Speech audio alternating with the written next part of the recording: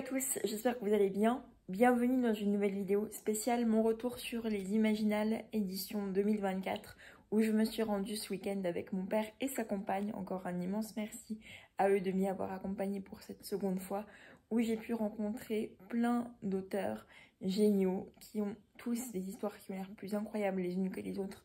Malheureusement, on n'a pas un compte en banque et un porte-monnaie extensible, ce qui fait que je n'ai pas pu en prendre autant. Je n'ai pas pu prendre autant de livres que j'aurais souhaité d'après les retours et les récits de chacun de ces auteurs qui ont encore pris qui sont vraiment des passionnés dans la manière dont ils racontent les histoires. Même des fois ce n'est pas forcément les auteurs même, mais leurs éditeurs ou les collègues ou leurs collègues qui vont prendre le temps de raconter l'histoire, et la manière dont le récit est raconté est juste incroyable. Donc encore un immense merci à eux, et j'espère vraiment que le maximum d'auteurs possible auront trouvé preneur pour leurs histoires, parce qu'elles méritent vraiment d'être lues.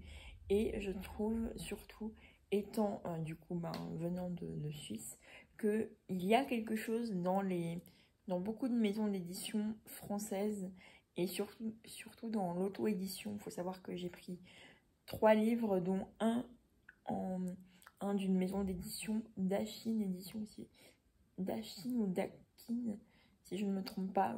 Je vous montrerai de toute façon, vous aurez le nom complet juste ici devant moi. Et encore, une fois que j'aurai lu le livre en chronique, vous l'aurez de manière plus claire à l'image.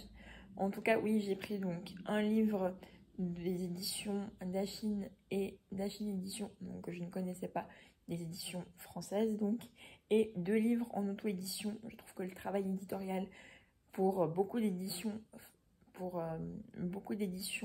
moins connues, évidemment vous me direz, Lumen, Pocket Jeunesse sont aussi des éditions françaises, mais il y a, je sais pas, un charme sur les couvertures de ces livres qu'on aura de la peine, à mon sens, à trouver. Je dis pas que les autres couvertures sont pas jolies, hein, loin de là du tout. Ce que je veux dire, c'est qu'il y a un certain charme, un certain style qu'on trouvera que sur les livres de certaines maisons d'édition malheureusement moins connues, ou alors l'édition, et je trouve un peu dommage. Mais ça n'empêche évidemment que chaque édition, chaque image reste unique et fait son charme. Je voudrais juste pouvoir mettre en avant que ce serait cool qu'elle soit un peu plus mise en avant aussi dans d'autres pays. J'ai donc rencontré, pour commencer, vu qu'on parle de ces fameuses éditions Dachine, l'autrice Anne-Sophie Billet. J'ai failli dire Sophie Anne Billet, mais non, c'est l'inverse. Anne-Sophie Billet, autrice de Sacrifice, le premier tome, La prophétie oubliée, dont je vous mettrai la photo d'avec l'autrice juste à côté de moi, en espérant qu'on voie le livre. De toute manière, je pense lire très bientôt cette histoire et donc vous la présenter très prochainement. Je n'ai malheureusement pas les livres avec moi, je les ai oubliés, mais je me suis dit que dans la mesure où j'avais les photos d'avec les auteurs à vous montrer, c'était déjà une bonne chose. J'ai vraiment beaucoup aimé la façon qu'avait justement son collègue, j'ai d'ailleurs cru au départ, sans voir forcément le nom sur la couverture, j'ai d'abord cru que c'était un de ses collègues de cette fameuse maison d'édition qui l'avait écrit. Il avait une telle passion dans sa manière de raconter l'histoire. Il était drôle, dynamique, enfin, il me faisait vraiment hyper envie de la découvrir. Et c'est vrai que du coup, comme c'était au tout début de ma journée au salon, c'est vrai que moi j'essaye de fonctionner comme ça, de passer vraiment sur chaque stand, histoire de laisser leur chance à chaque auteur, chaque livre, de prendre le temps d'écouter chacune des histoires. Je préfère que ce soit eux qui m'en parlent plutôt que j'ai la tête en bas à regarder mon résumé, c'est beaucoup plus intéressant. Je fais un tour vraiment sur chaque stand, j'essaie d'aller voir chaque animation, même si c'était plus finalement, en tout cas le jour où j'y suis allée, donc le vendredi, c'était, je pense, notamment surtout malheureusement à cause de la pluie, il n'y avait pas énormément de spectacles comme j'ai pu en voir l'année passée. J'ai pas vu... Enfin oui, il y avait quand même pas mal de gens dans les participants, je sais pas si on peut dire comme ça, les clients, les festivaliers étaient déguisés, etc. Mais j'ai pas vu autant de personnes dans les animateurs, ou je sais pas comment dire, dans le staff qui était déguisé, pas pu prendre autant de photos que je l'aurais souhaité. Mais il est vrai que ça a gardé son charme du salon, dans cette forêt super jolie. Ce qui fait que, ouais, du coup, je vais un peu partout, au tout début de salon, pour après, à la toute fin, retourner dans les endroits sur les stands où j'ai fait mon choix, en fait. Comment je choisis mon livre? Eh bien, en fonction de la manière de comment les auteurs me l'ont pitché, un peu leur histoire à eux aussi, s'ils me partagent quelques petites choses sur eux. Et le récit aussi de l'histoire, la couverture. Je sais qu'il ne faut pas juger un livre à sa couverture, mais la couverture d'un livre est très importante pour mon intérêt. Enfin voilà, toutes ces petites choses qui font qu'un livre me donne envie d'acheter ou pas. Évidemment, il y a tellement de livres à lire, tellement de livres qui font envie. Malheureusement, on ne peut pas tous les avoir, mais je suis assez satisfaite des livres que j'ai achetés. Surtout que vous verrez, il y a une petite spécificité dans l'un que j'ai acheté, dont je me réjouis de vous en parler un peu plus tard. Je disais justement que j'ai eu la chance de rencontrer Anne-Sophie Billet, l'autrice de Sacrifice, qui est par ailleurs une femme vraiment adorable, une jeune femme. On ne doit pas avoir une très grande différence d'âge. Une jeune femme très très sympa, l'équipe des éditions Dachine, hyper chouette. Encore un grand merci à eux pour leur gentillesse, le pitch de l'histoire et tout. Je me réjouis de pouvoir en faire un avis très prochainement. Je les ai non seulement rencontrés, mais également l'autrice du prochain livre que je vous présente juste ici. Il s'agit du Code Tantos, écrit par Sonitage en auto-édition. Sonitage, donc une femme, je vous mets sa photo juste ici avec moi, une femme très gentille, vraiment adorable, que j'ai eu la chance de rencontrer. C'est marrant parce qu'on s'est vu en 3 fois. Pour la petite anecdote, je suis venue vers elle pendant mon petit tour de stand. Au début, je me suis dit, bon, vu que je vois l'heure qui avance, qu'il fait froid, qu'il pleut, je vais essayer de pas trop traîner. On s'est regardé, j'ai commencé à passer, puis elle s'est levée, elle m'a dit bonjour, un petit peu de magie dans votre vie parce qu'il en faut. Je sais plus tellement comment elle a tourné sa phrase, mais une phrase tellement mignonne que j'adopte à 100%. Aimant la magie, je pense, autant qu'elle. Et elle a commencé à me présenter plusieurs de ses romans, dont celui que j'ai acheté. Il s'agit du Code Tantos avec sur la couverture, bon certes, un squelette sur un bateau type âme perdue sur le fleuve du Styx, une âme qui aurait pu être jetée par Hadès ou Hadès en personne. Mais à côté surtout un petit chat tout noir qui s'appelle Choupi et qui est tellement mignon à croquer, mais tellement d'amour que je n'ai pas pu résister. Il est vrai que le pitch, mais surtout dans ce cas précis, la couverture n'ont que pu faire fondre l'amoureuse des chats que je suis. Et ce qui m'a décidé à le prendre. Il y avait aussi une autre histoire, notamment avec un métamorphe ou une métamorphe lion, ou en tout cas quelque chose autour des lions. Et n'ayant jamais lu ça, je me suis dit waouh, c'est hyper original, j'aurais adoré pouvoir le prendre aussi.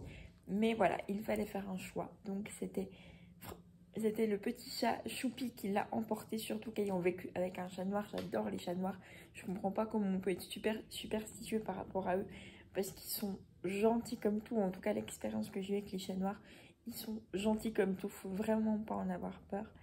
Et voilà, donc c'est ce qui m'a convaincue. Encore un immense merci à Sonitage pour sa gentillesse, son échange et de m'avoir m'avoir permis d'acquérir son roman.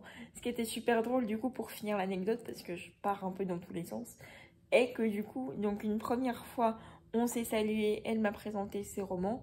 La deuxième fois, je me suis rendu compte que j'avais perdu sa carte, donc je lui en redemande une, tout ça avant d'avoir fini mon tour.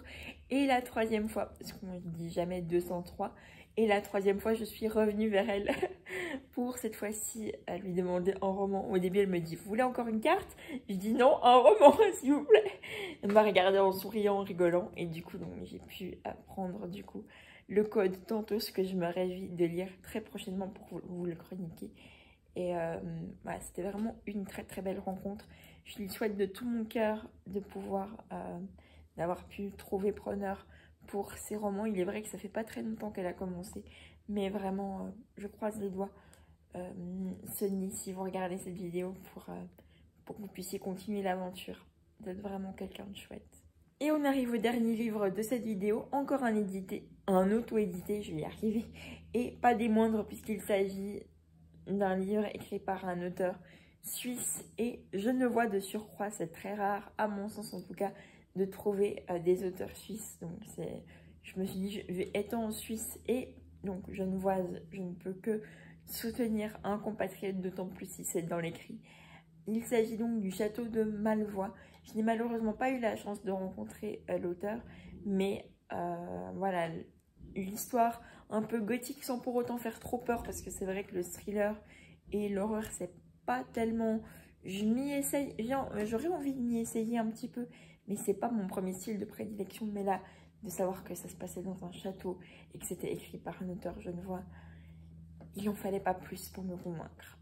J'ai vraiment hâte de pouvoir lire cette histoire et en faire une chronique. Un grand merci à l'éditrice, je crois, ou une autre autrice, dans la librairie 100 pages, pour faire le jeu de mots, 100 S-A-N-G, qui proposait cette histoire. Un immense merci. Et j'espère pouvoir lire d'autres histoires de ce genre. Pourquoi pas si celle-ci venait à me plaire. Voilà, c'est la fin de cette vidéo. Merci beaucoup de l'avoir regardée. J'espère qu'elle vous a plu. Il est vrai que ça fait longtemps que je n'ai pas republié sur la chaîne. Je n'étais pas absente, ne vous inquiétez pas, j'étais plutôt absente de la chaîne en général. Il est vrai que je me pose quand même pas mal de questions de savoir si la chaîne a encore du sens d'exister, puisque je ne vous cache pas que les statistiques sont très très basses. Alors je sais que c'est le cas pour beaucoup de monde, hein, mais je vous cache pas comme ça peut être décourageant. Et quand je vois paradoxalement que les autres réseaux type Instagram, ça marche plutôt bien, et qu'en plus, je vais déménager d'ici peu de temps, ça me laissera du coup, pas forcément moins d'occasions, mais que ce sera plus compliqué à mettre des séquences en montage, enfin que j'aurai peut-être plus un temps que j'utiliserai différemment. Donc plus forcément la possibilité de monter des vidéos, donc plutôt de me concentrer pourquoi pas sur plus les chroniques Instagram, ça va rester, et pourquoi pas des petites vidéos plus courtes TikTok.